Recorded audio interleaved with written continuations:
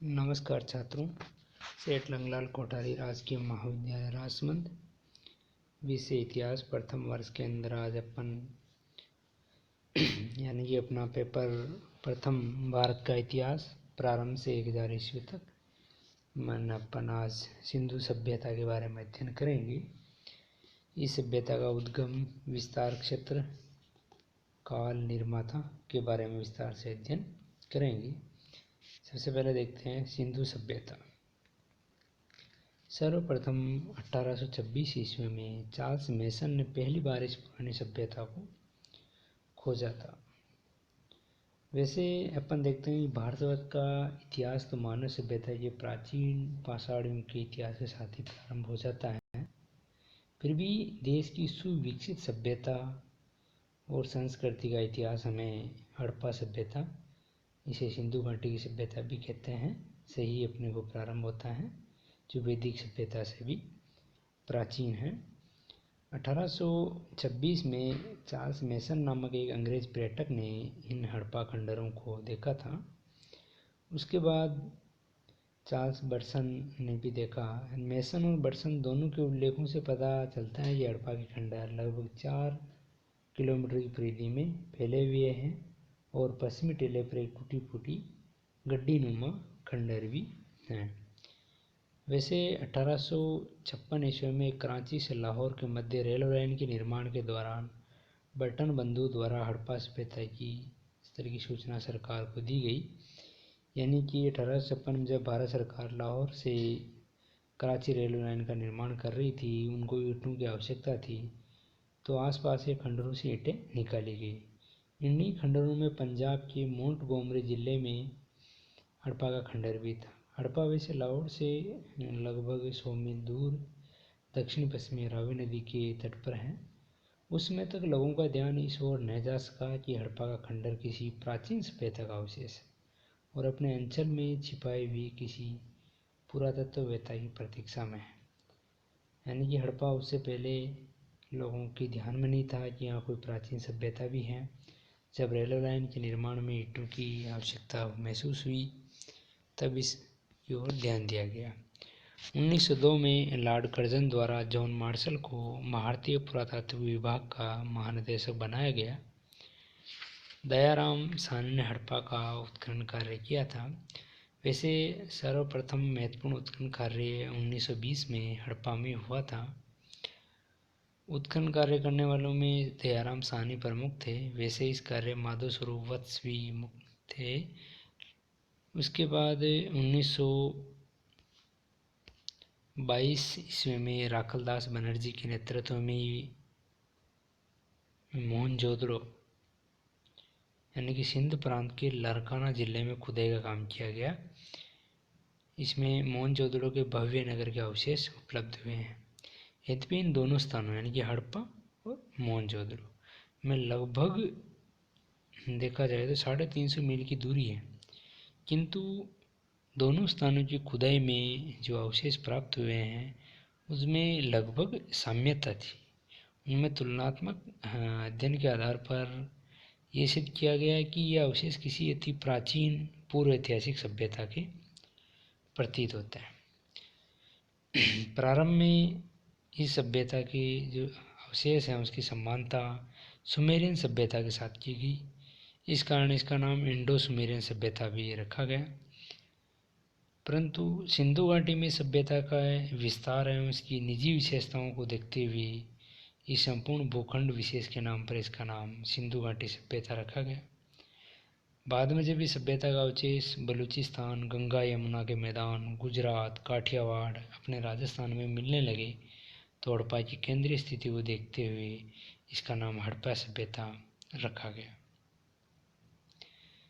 परंतु वास्तव में दोनों ही भौगोलिक नाम इस विस्तृत सभ्यता को पूरा बोध कराने में असमर्थ हैं। हो सकता है कि सिंधु काल सभ्यता की जो लिपि है उसको पढ़ी जा सके, यानी सिंधु घाटी सभ्यता की जो लिपि है उसको वर्तमान तक नहीं पढ़ा गया है। अगर वो पढ़ी जा सकती है तो इसको सही नाम देना संभव हो सकता है, परंतु जब तक लिपि को पढ़ा नहीं जा सकता है तब तक इस सभ्यता का नाम हड़प्पा सभ्यता या सिंधु घाटी सभ्यता दोनों ही नाम स्वीकार करना अपन उचित मानते हैं। वैसे ये सभ्यता सिंधु नदी घाटी में फैली हुई थी, इस कारण इसका नाम सिंधु घाटी सभ्यता रखा गया। प्रथम बार नगरों के उदय के कारण इसे प्रथम नगरीकरण भी कहा जाता है। प्रथम बार कांसे के प्रयोग करने से कांस्य सभ्यता भी कहा जाता है। अब हम देखते हैं सिंधु सभ्यता का उद्गम। अब सिंधु सभ्यता के उद्गम एक जटिल प्रश्न है। ऐसा ही अपन मानते हैं कि ये सुमेरियन सभ्यता की नींव पर आधारित है। यह भारतीय आर्यगणों द्वारा स्थापित सभ्यता है। यह द्रविड़ सभ्यता है। ये अपना में एक स्वतंत्र विकसित सभ्यता है। यानी किस विचार पर इसको माना जाएगा, या तो इसको सुमेरियन सभ्यता की नींव पर आधारित माना जाए, या भारतीय आर्यगणों की सभ्यता माना जाए, या द्रविड़ सभ्यता माना जाए। इन विचारों का एक मुख्य कारण संभवतः यह रहा हो कि उत्खनन के प्रारंभिक दौर में इनके पूर्ववर्ती विकास के कोई संकेत प्राप्त नहीं हुए थे। यह सभ्यता ऐसे ही एकाएक पैदा हो गई है, ऐसा नहीं हो सकता है। इस सभ्यता के स्थानीय उद्गम बारे में महत्वपूर्ण नई सामग्री उपलब्ध हुई है, परंतु भूमिगत जल रिसाव के कारण पुरातत्वविज्ञ अभी तक मोहनजोदड़ो में निम्नतम स्तरों तक अनुसंधान नहीं कर पाए। वैसे इस बात को अपन स्वीकार करते हैं कि सिंधु घाटी में हड़प्पाई बस्तियां एकाएक ही और एक साथ ही पैदा नहीं हुई है, तो निश्चय ही कोई एक ऐसा केंद्र रहा होगा जहाँ शहरी संस्कृति सबसे पहले विकसित हुई होगी और जहाँ से चलकर लोगों ने और आगे जाकर बस्तियां बसाई होगी। हड़प्पा संस्कृति और पूर्ववर्ती अम्ब्रीनल संस्कृति, जो पिछले वाले टॉपिक में हमने पढ़े थे, संस्कृति के मध्य किसी प्रकार का संबंध था, इस पर विद्वानों को लोग वैसे एक मत नहीं है। फिर भी अपने आप में ये हड़प्पा सभ्यता अम्बरी संस्कृति की मिट्टी के बर्तनों के आधार पर मोहनजोदड़ो के अंतिम सत्रों में बलूचिस्तानी संस्कृतियों के मिट्टी के बर्तन मिले हैं। दोनों ही बातें स्पष्ट करती है कि सिंधु घाटी की बस्तियां और बलूचिस्तान तथा सिंध की करसी संस्कृतियों में घनिष्ठ संबंध रहा है और हड़प्पा सभ्यता का उद्गम स्थानीय था।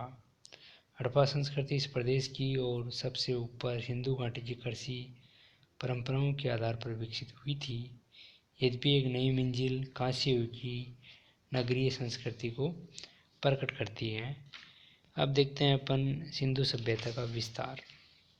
20वीं शताब्दी के तीसरे दशक में जब हड़प्पा सभ्यता के अनुसंधान कार्य शुरू हुआ था, उसमें यह मानना था कि सभ्यता की सीमाएं अपेक्षाकृत संकीर्ण रही होगी।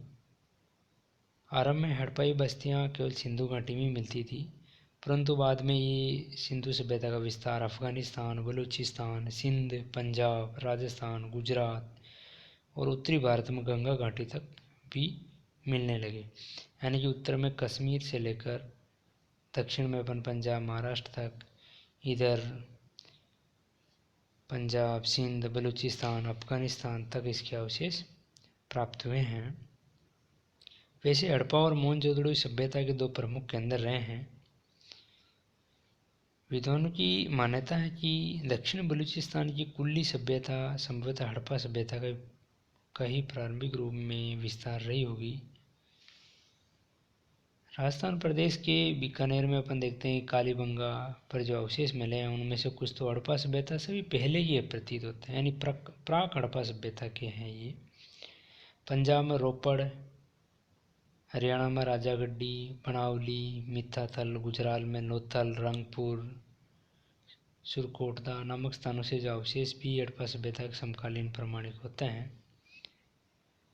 वैसे इसका विस्तार पूर्व से दक्षिण में लगभग 1600 किलोमीटर और उत्तर से दक्षिण में 1100 किलोमीटर तक मापा गया है। इस विस्तृत भूभाग में कुछ विशाल नगर, कुछ कस्बे, कुछ ग्राम थे, जिनमें अपन देखते हैं सबसे मेन नगर है जैसे हड़प्पा, मोहनजोदड़ो, चौहदड़ो, लोथल, कालीबंगा, हिसार, बनावली यानी बनवाली। लोथल वैसे समुद्री व्यापार का केंद्र रहा है, जबकि मकरान के समुद्री तटवर्ती सुतका गंडोर, सोतका गोवा, बालाकोट ने पश्चिमी एशिया के साथ होने वाले व्यापार में महत्वपूर्ण भूमिका निभाई है। अपन देखते हैं सभ्यता का काल, यानी कि सिंधु सभ्यता का क्या काल रहा है। हड़प्पा सभ्यता के कालक्रम के अनुरूप में विद्वानों में भारी मतभेद व्याप्त हैं।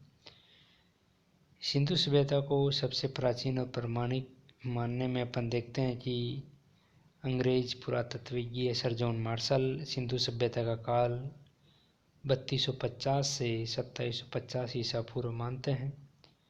राधा मुखर्जी सभ्यता का प्रारंभ 3250 ईसा पूर्व से भी बहुत पहले हुआ मानते हैं। डॉक्टर राधाकृष्ण की मान्यता है कि यह सभ्यता 3500 ईसा पूर्व से 2250 ईसा पूर्व के मध्य अपनी चरम सीमा पर रही है। लेकिन अपन सबसे स्टिक जो मानते हैं विज्ञान सम्मत के आधार पर, जैसे कार्बन 14 परीक्षण प्रणाली के अनुसार सिंधु सभ्यता का विकास काल 2400 ईसा पूर्व से 1750 ईसा पूर्व माना गया। वैसे अधिकतर इसी काल को अपन मानते हैं, लेकिन फिर भी सिंधु सभ्यता का जो काल है वो एक विवादास्पद प्रश्न है। ये बिना किसी संदेह के आधार निर्धारित हो चुका है कि भारत ने एक ऐसी संस्कृति के निर्माण में अपनी भूमिका अदा की जिसने यूरोपियों के पहले इस विश्व को सभ्य बनाया था। अब देखते हैं सिंधु सभ्यता का निर्माता। आखिरकार में सिंधु सभ्यता के निर्माता कौन थे? सिंधु सभ्यता के निर्माता कौन थे, इसके प्रमाण तो वैसे नहीं मिले हैं, लेकिन 3 मान्यताएं इसमें सबसे प्रमुख हैं। पहले अपन देखते हैं कि ये मिस्री संस्कृति हो सकते हैं, दूसरी ये द्रविड़ थे, तीसरी ये लोग आर्य थे। पहली मान्यता यानी मिश्रित संस्कृति के समर्थक कर्नल शेयुअल और डॉक्टर गुहा का कहना है कि हड़प्पा सभ्यता का निर्माण किसी एक नस्ल अथवा जाति के लोगों ने नहीं किया है। हड़प्पा सभ्यता नगरीय सभ्यता थी। इसके मुख्य नगर व्यापार वाणिज्य के प्रमुख केंद्र रहे हैं और आजीविका की तलाश में अनेक प्रजातियों के लोग यहाँ आकर बस गए थे। हड़प्पा सभ्यता के विभिन्न पुरातात्विक स्थलों की खुदाई में प्राप्त नर कंकालों की शारीरिक बनावट के विश्लेषण के आधार पर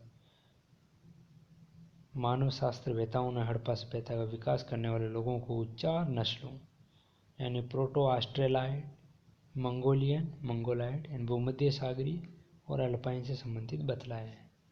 वैसे इनमें से मंगोलियन तथा अल्पाइन नस्ल के लोगों की केवल एक खोपड़ी के अवशेष मिले हैं। दूसरी मान्यता है द्रविड़ लोग सिंधु सभ्यता के निर्माता रहे हैं। खुदाई में प्राप्त नर कंकालों में भूमध्य सागरीय नस्ल की प्रधानता है, अतः सभ्यता के निर्माण का श्रेय द्रविड़ों को था। द्रविड़ लोग भूमध्य सागरीय नस्ल की ही एक शाखा थे। सर्जन मार्शल इस मत के प्रबल समर्थक हैं। इस मत की मान्यता में मुख्य कठिनाई शव संस्कार की है, जो द्रविड़ों में पूर्ण समाधि के रूप में संपन्न होता था। दूसरी बात अपने ये भी देखते हैं कि दक्षिणी भारत में जो उत्खनन कार्य हुए हैं, सिंधु सभ्यता का लेस मात्र प्रभाव नहीं दिखाई देता है। तीसरी मान्यता है आर्य लोग इस सभ्यता के निर्माता रहे हैं। इस मान्यता को मानने वाले प्रमुख रूप से हैं लक्ष्मण स्वरूप, रामचंद्रन, शंकरानंद। इन विद्वानों के अनुसार इस सभ्यता के निर्माता आर्य थे, तो आर्यों ने भी इसके विकास में महत्वपूर्ण योगदान अवश्य दिया होगा। ये आर्य और अनार्य सभ्यताओं के मिश्रण का प्रतिनिधित्व करते हैं।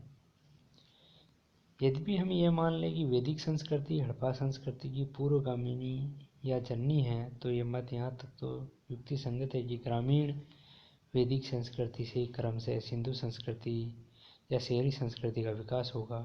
परंतु उसके बाद ये बात विचारणीय होगी कि संस्कृति संबंधी किसी प्रकार की सामग्री का उल्लेख ऋग्वेद में हुआ है, वह आगे हड़प्पा संस्कृति में क्यों नहीं मिलता, है ना। अपने उदाहरण देते हैं, यदि वैदिक संस्कृति पूर्वगामिनी है तो वेदों में उल्लेखित कवच आदि रक्षात्मक वस्त्रों का हड़प्पा सभ्यता में अभाव क्यों है।